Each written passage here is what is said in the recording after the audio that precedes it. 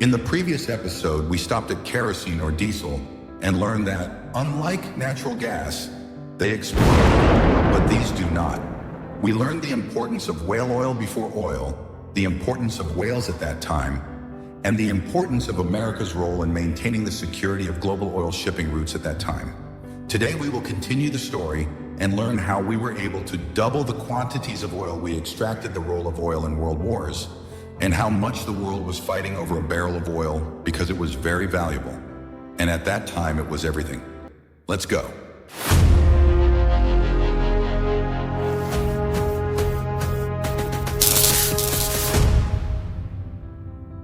Oil has been around since ancient times. People used to find oil leaking from rocks in the ground, but they didn't know what it was or what to do with it. When they discovered that it was igniting, there was another problem. How do we extract it? The technologies were very primitive, so naturally the output and quantities they could obtain were also minimal. They could extract 9 liters per day from these leaks, for example. Of course, in order to benefit from this oil and depend on it as a source of energy, we need millions of times this quantity, millions of billions. So, how do we do it? The solution came from America in 1858, when an engineer named Edwin Rick was able to invent the pump that extracts oil. Within weeks, the first oil well in the world produced in a few hours more oil than was extracted from natural leaks in an entire year. Within a few years, the cost of kerosene or gasoline became much less than whale oil, so people they depended on it completely, and whale oil disappeared from the market completely because no one bought it anymore. But this was just an opening, because the real miracle happened later when, through research and experiments, they developed oil refining processes. It was no longer just about getting kerosene for lighting and lubricating oils, but we started to do literally everything through it, which meant that we needed many times the quantities that were being extracted. So where would we get them from? Of course, the first places we looked for were the places where natural leaks actually occurred, so all the great powers at the time started looking for these places in and around their lands. The Russians found areas on the border between them and Iran, which is the border of Azerbaijan with Iran today, so they were distributed among them, and Britain set its eyes on the areas in Iran. The Netherlands laid its hands on the leaking areas in the Goa Islands or the East Indies. As for America, it is a continent, meaning they have many places. In this world, it is the world before World War II, the world of imperialist conflicts between colonial countries. The issue of controlling oil fields has become a matter of life or death, because whoever loses this battle will simply miss out on development and his home will be destroyed. Why? What were those days simply? If you had oil, you would be able to develop and arm yourself and strengthen your army. If you didn't have oil, you would spend it as soldiers with swords in your fortress. That's your end. That's why the oil field sites were the most heavily guarded sites in the whole world. Whoever found oil kept it for himself. No one would sell it to anyone. This is a very important point. Every country had its own oil company. France had a French oil company, Britain had its own company, America had Standard Oil, and so on. All of these companies were primarily responsible for providing the country's oil needs. Of course, as long as there was almost no export and no global market for oil, each country had different pricing than the other according to the cost of extracting oil for them. The Americans, because they extracted oil from their own land, not from land at the other end of the world that they occupied like Britain and France, so their prices were much lower than others. The importance of oil became more and more apparent during World War II. In the past, empires used to fight each other to occupy agricultural areas because they grew pepper, for example, and whoever occupied the country would take the pepper production and sell it around the world and profit from it. But now countries are entering into wars with each other to control oil fields, not to profit from selling it, but because they would not be able to fight without oil at all. Japan was able to seize the Java Islands from the Dutch in 1942, but the Americans, with their submarine fleet, cut off the oil supply route to Japan from the Java fields around 1944. The Germans tried to invade Russia to seize the oil fields in Azerbaijan in 1942 and failed miserably. The Americans bombed the oil fields in Romania in 1943 to prevent supplies to the Nazis in Germany. Of course, the Americans were sitting comfortably, warm in the oil fields on their land, while they were holding popcorn and watching the other countries hanging by the neck because the oil fields they depended on were located in lands far from them, and they occupied them, so it was very easy to cut off the oil supplies in the middle. The Americans not only had enough oil for their army, but the countries also had a surplus with which they helped their allies, the British Army, and even the Soviet Army. If it weren't for the American oil fields, World War II would have ended in a completely different way. Of course, after the war, America reshaped the entire world, including everything related to oil. America ended the era of imperialism and colonialism, and with it ended all the imperial economic structures and relations that managed and controlled the distribution of oil. Of course, when the old empires lost the oil fields that they had seized, their military power decreased greatly, and consequently, their power and international influence decreased greatly compared to America.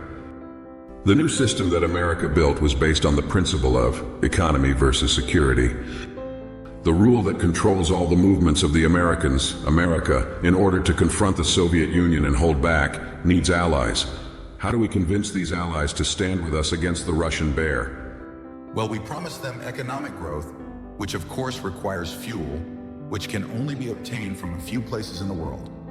Suddenly, instead of British oil, Dutch oil, and French oil, there was only one thing called world oil, guaranteed by the American Navy, which itself used to cut off the route of oil supplies to these countries. It is now the same one that will guarantee that the oil reaches them. They have already tried it. When it wants to stop ships loaded with oil, it stops them easily. Now, there is no country that needs to occupy another country for oil. Stay in your country as you are, and the oil will reach you as soon as you are there. There is a global pricing for oil, and the whole world is starting to form around the oil axis. The occupied countries that had oil became independent, such as Iran and the East Indies, which is now Indonesia. Other countries were completely independent in oil production, but in reality there was a partnership in managing their oil fields with foreign countries such as Iraq and Saudi Arabia. Of course, there were European colonial countries that resisted American pressure to end colonialism, but the Americans had a very long patience in this battle. They were waiting until the revolutionary movements and independence movements in the colonies reached a critical mass. Then they would put strong pressure on the colonial countries to let these countries become independent. This is what helped many countries gain independence, such as Nigeria and the Emirates from Britain, Algeria's independence from France, and Angola's independence from Portugal. As a result of all this, according to America's plan, there were independent oil producers for a new world order under American management. The plan was going great and perfectly.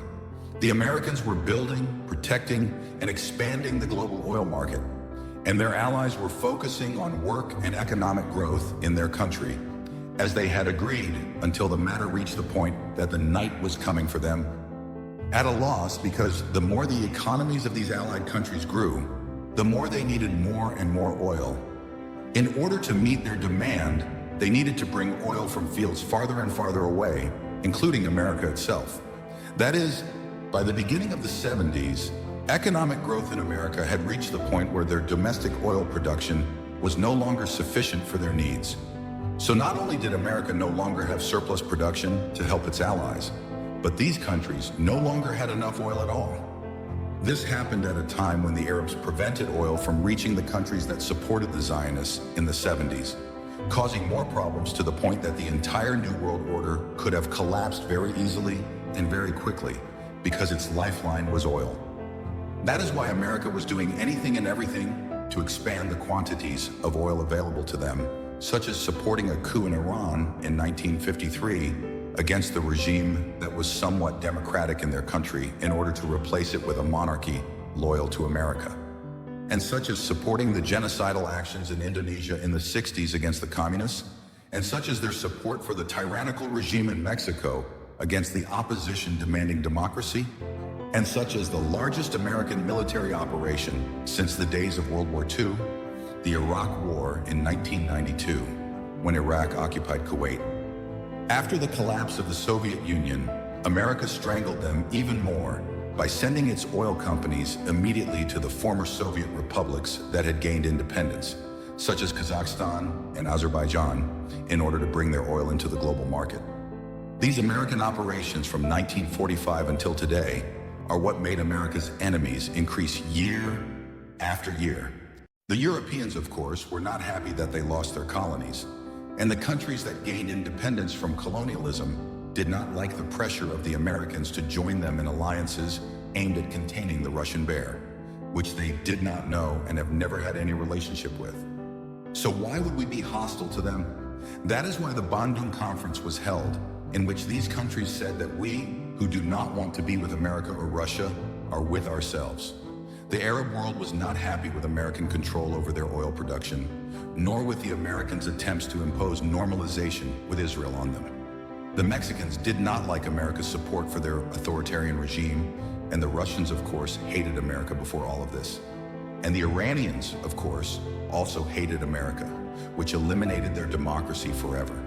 But the New World Order has become a reality, and everyone is involved in it. But the cost of this order has now become very high.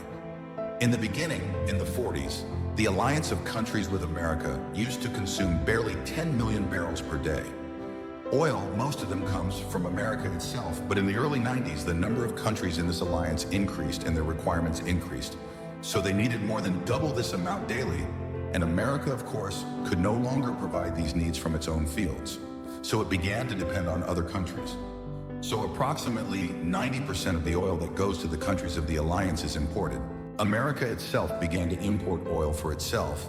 With the end of the Cold War and the collapse of the Soviet Union, a new batch of countries joined the American alliance.